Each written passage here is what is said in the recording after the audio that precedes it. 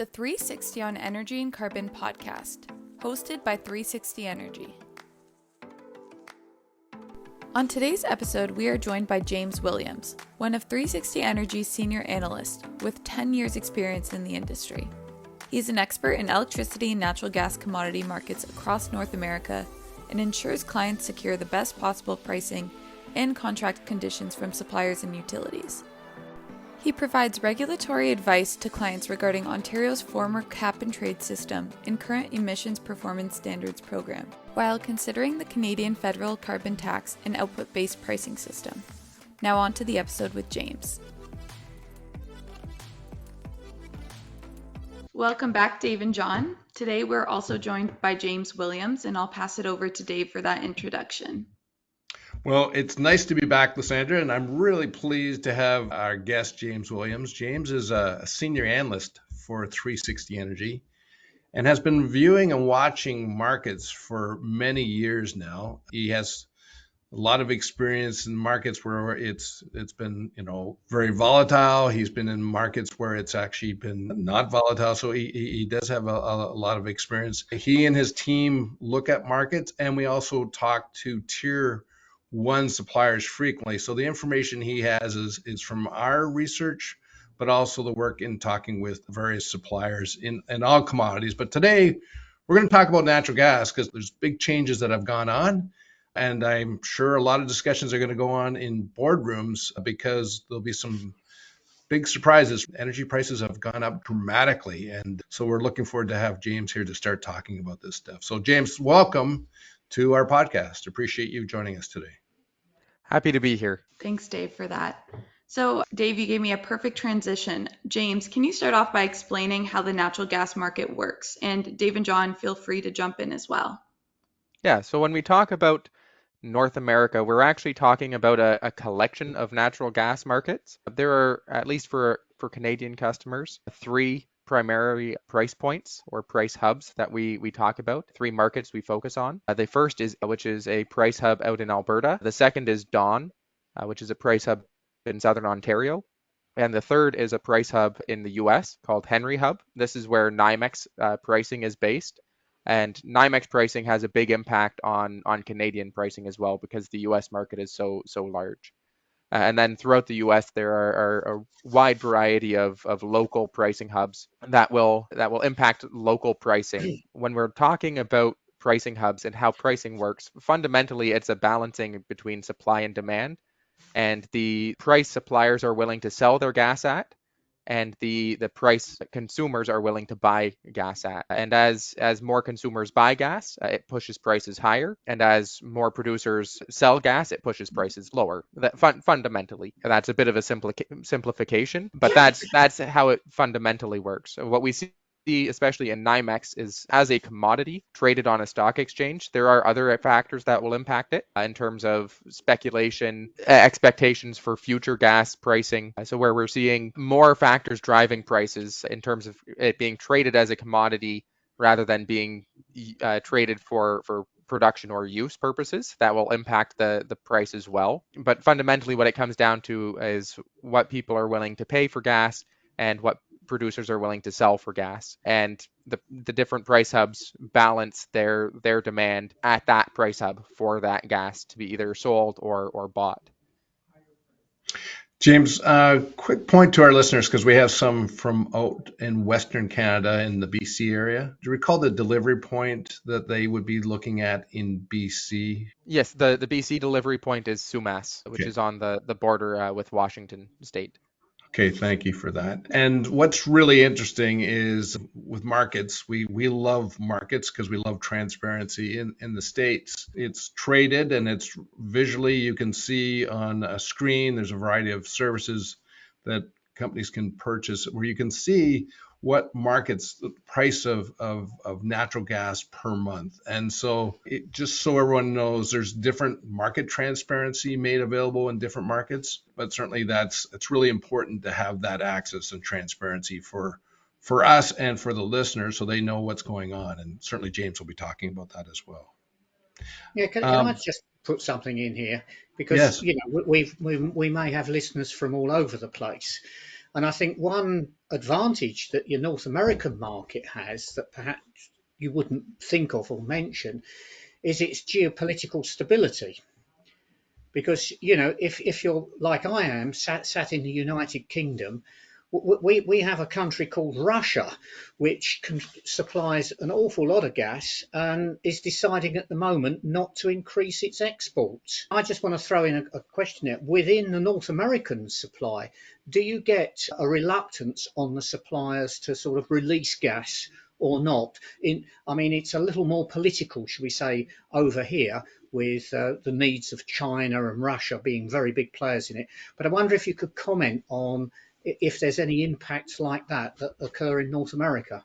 Typically, those kind of production related declines would be more contingent on price than any kind of political maneuvering. Again, you do see a lot of it is a very competitive market, and it is very much linked between Canada and the US, and to some extent with Mexico, but primarily Canada and the US in terms of production. So there is always the balancing act of, is it cheaper to produce gas here or to get it from the other country? And if it's, cheaper to produce and export from producing Canada and export to the US, then you might see US production drop off a bit. There is that kind of competitive force typically driving producers to produce as much as they can at the current price point, as long as they're profitable. We have seen price drop below profitability levels for certain producers in the past, and that has had an impact on production where they've slowed down their production just because it wasn't profitable enough to get gas Right. out of the ground at that level.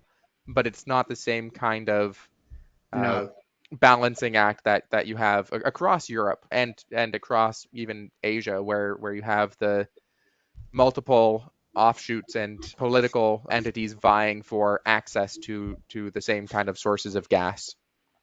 Yeah, John, I think we're really fortunate. I think we take things for granted. I actually believe it's also impacted our culture. We have an abundance of energy. Historically, it's been cheap. And I think because of that, we take things for granted and we don't focus on it. When I think in talking to you in Europe, when you have interruptions of supply and you've had a history of interruptions of supply or possible supply, that puts it into the psyche of the society, so they don't take it for granted and they look at energy differently than I think we do in North America. Now, however, I think that's going to change because of carbon. But I do see, and in talking with you and others, that certainly the European psyche has changed. The thought process is so different because you don't have the availability, or it's not in your country, or don't have the full supply in your country. It Yeah. makes a big difference. I was going to say, whilst we're on that, it's just worth exploring from the international point of view.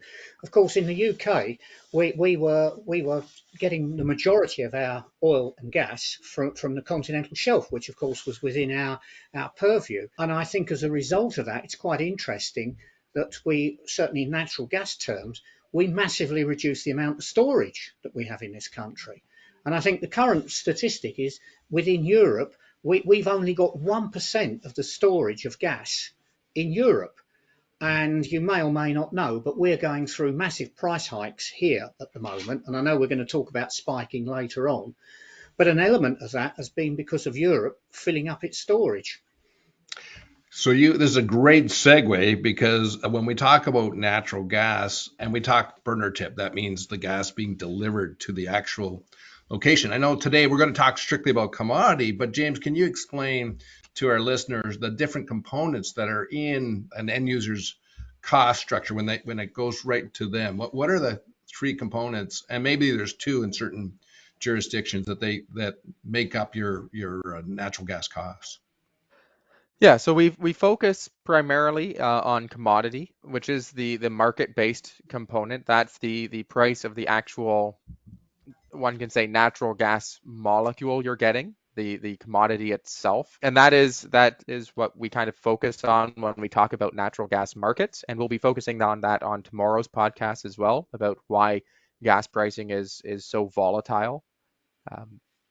Or I should say next week's podcast. But when we're talking about why gas pricing is so volatile, we tend to focus on the commodity side. But there are, as you mentioned, a couple of other components. They are, in some markets, what we would consider transportation, or in the US, it's typically termed as basis differential.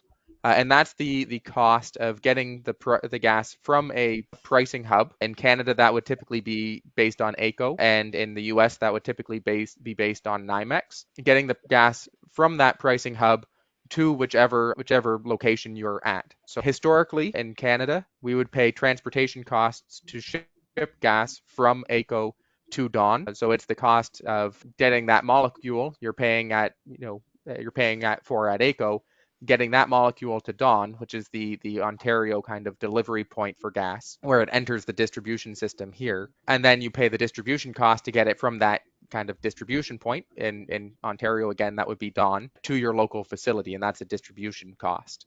And that is, especially in Canada, regulated by the OEB in Ontario and by the NEB and various state level or provincial level energy boards. And in the US, those distribution charges tend to be regulated based on the Public Utilities Commission's allowance of utility rates, where when you see the basis differential in the US and the transportation cost in Canada, that tends to be a market cost. There is this balancing act that takes place with the cost of getting the gas at that local facility. So you can buy gas directly at Dawn in Ontario, and I use Dawn as an example because that is the most relevant one for most of our customers here in Ontario. You can buy gas directly there. You don't have to buy it at AECO now.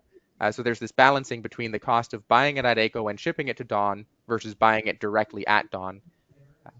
So what we typically see is that as gas pricing increases, that transportation cost decreases because there's that need to make the gas more competitive, and you're trying to shave that cost off on the transportation side to make it more competitive with the cost here in Ontario specifically. But what we're seeing currently, and I'll get into this more in next week's podcast, is that transportation isn't dropping off as much as we would expect currently based on the increase in gas pricing, because that increase is occurring across the board.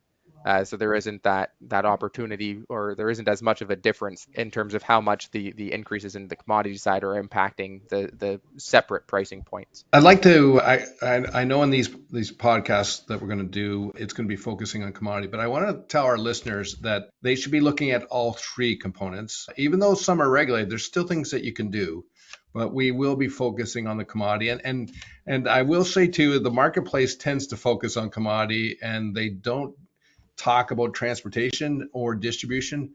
And if customers don't look at that, I think they're missing opportunities. Just to give everyone a heads up for all listeners here. Well, and across Canada now, we're also seeing a fourth element, which is carbon pricing and the carbon tax. And so that's something customers should also be focusing on. Across Canada, the federal government has set a kind of benchmark carbon price that's currently $40 per ton, or about $2 per gigajoule of gas, and increasing to about $2.50 per gigajoule in 2022. And that is added on top, typically added in by the distribution company as part of their distribution charges. But there are opportunities, especially for large emitters, to take control of that charge as well and to reduce the carbon tax on their gas. But that is something that we are seeing as a separate component that is now impacting customers in Canada, and it does impact some customers in the US, primarily in California, but something we could see increasing and being layered onto bills in the US as more states start to investigate the idea of adding a carbon tax or a carbon price. Can I ask one here? And it's a question I know I'm going to ask you, and you're not going to be able to answer accurately, but I think it's one that some people will be thinking about. What's the relative cost between transportation, distribution, and actually the commodity? Because I know it's going to vary as commodity prices are changing more than the other cost. But typically, if I was looking at a gas bill today, what proportion of my spend on gas would be not the commodity? Yeah, so right now you're looking on the gas side, and I'll just use an Ontario customer so that we Yeah. can add in that transportation component. Alberta customers don't have that transportation component because the gas is produced there in Alberta. They aren't transporting it anywhere. But for an Ontario customer, that breakdown is going to be currently about $3.50 to $4 at AECO, which is the commodity price. So that's $3.50 to $4 for commodity, about $1 to $1.20 within that range for transportation. Right.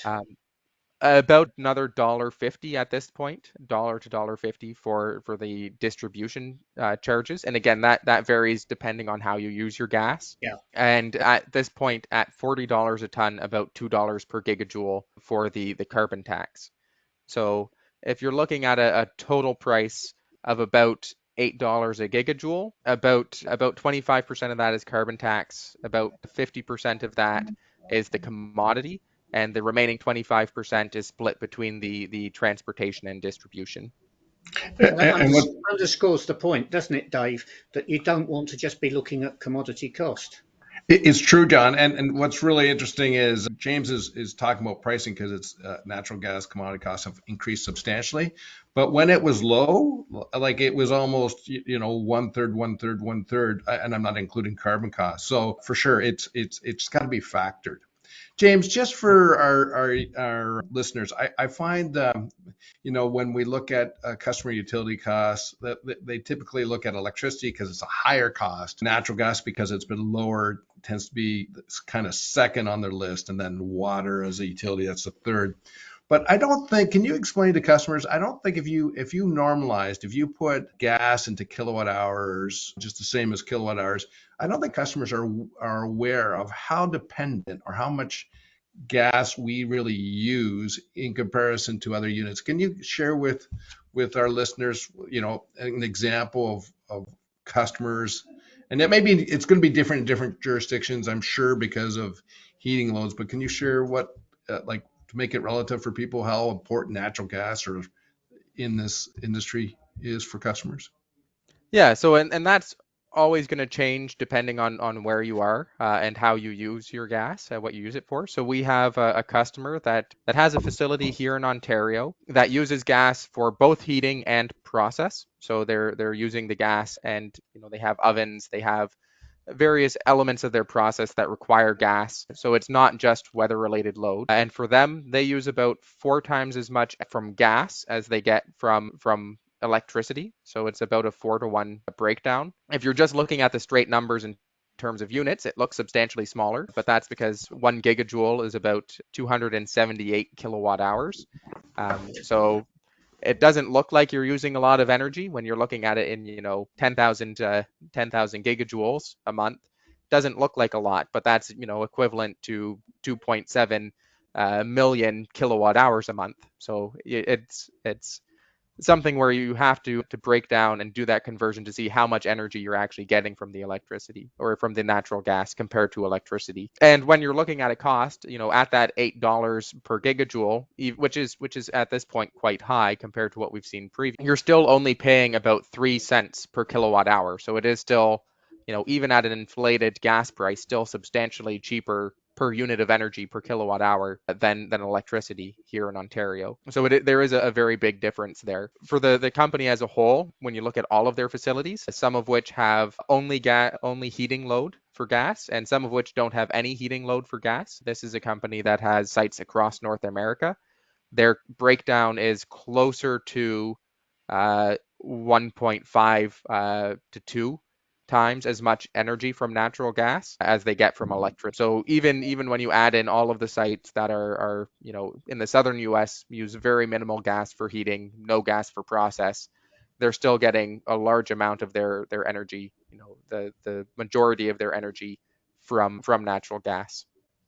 And I think our listeners might be surprised by that, but it's even more important as we go towards electrification. You've got to replace that thermal fuel, and obviously that's not going to happen overnight, but that's the type of work that has to be done as we decarbonize going forward. So thanks, James. I think our listeners may be surprised by that fact because they typically don't look at it that way. One thing, John, I love about the Europeans is that you guys have normalized your energy units, so a customer can really tell the difference between.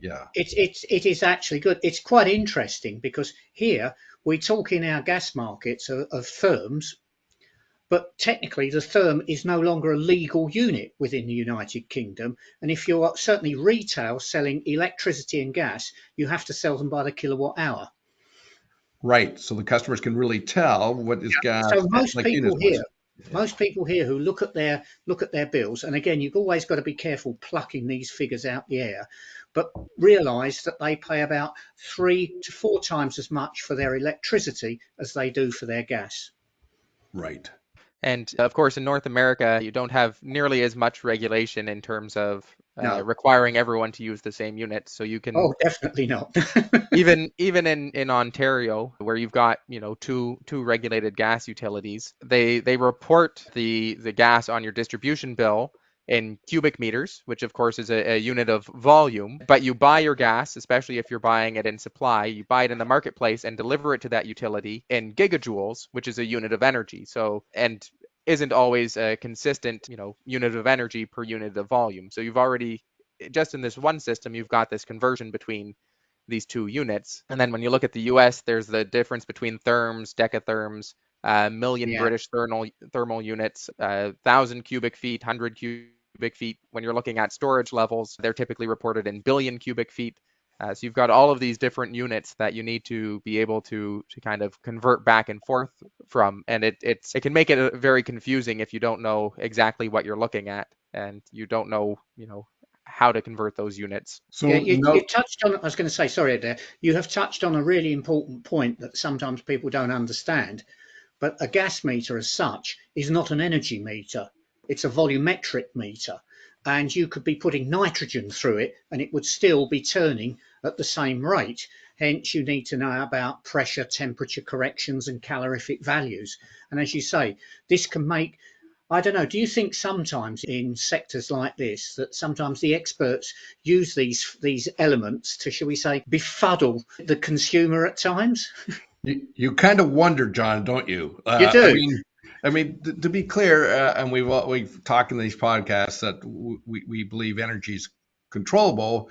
Well, we know that because we can put these units. We do this every day, but a listener may not understand that, and because they don't, that means they freeze and don't do anything. And so, It's a possibility, yes. yeah, so if we in the marketplace could sort of start standardizing language, like for example, whether it's kilowatt hours for gas and electricity or GJs, whatever, I think it would really help the It would. consumer understand where their energy is being used for sure. I think so. I think so. Well, this brings me to my next question. So, what does a natural gas customer do with this information? So, are there other alternatives they should be considering once they kind of normalize their energy usage and see that they're using so much natural gas?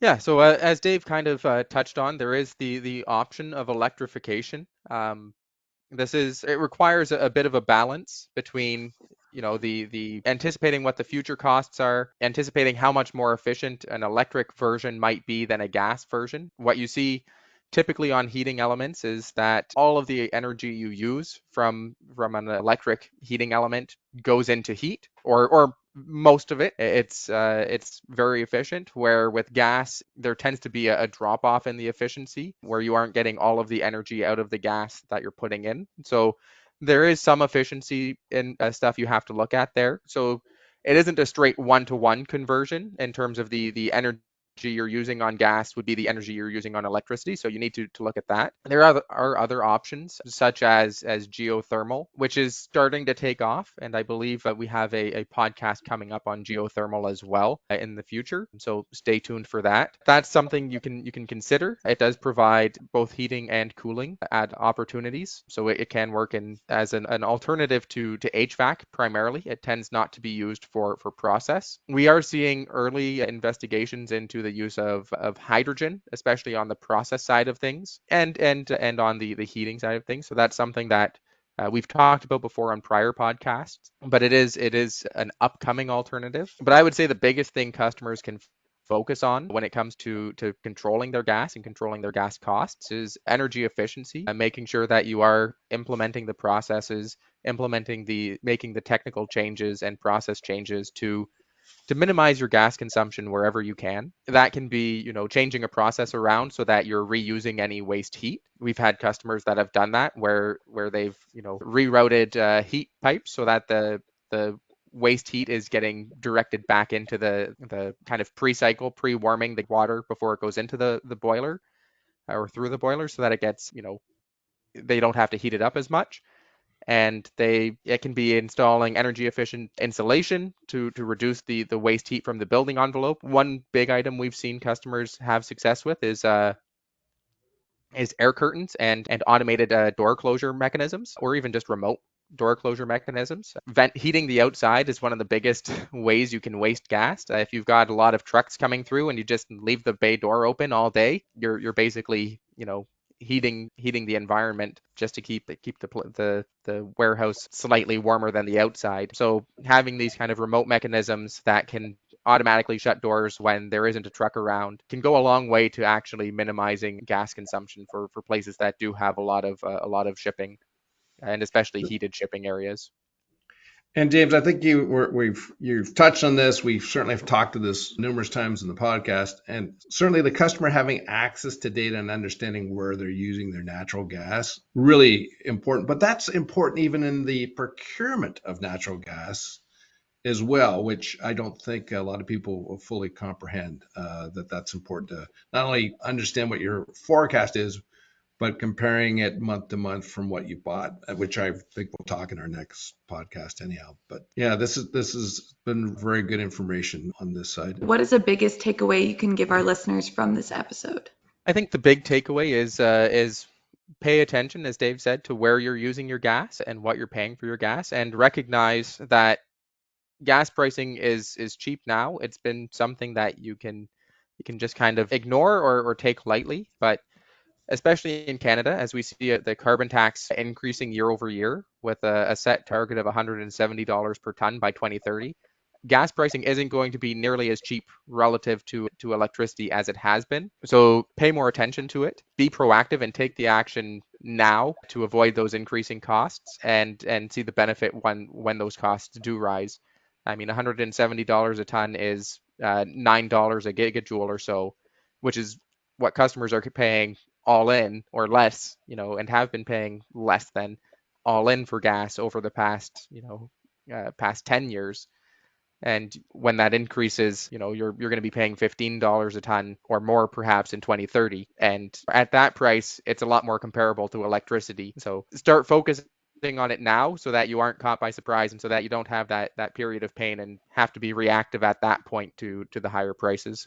A great way to end off this week's episode. Thank you, James, for coming on this week. I think that this episode is very important for our listeners before next week's episode, where we talk about the natural gas market spike. So talk to you all next week.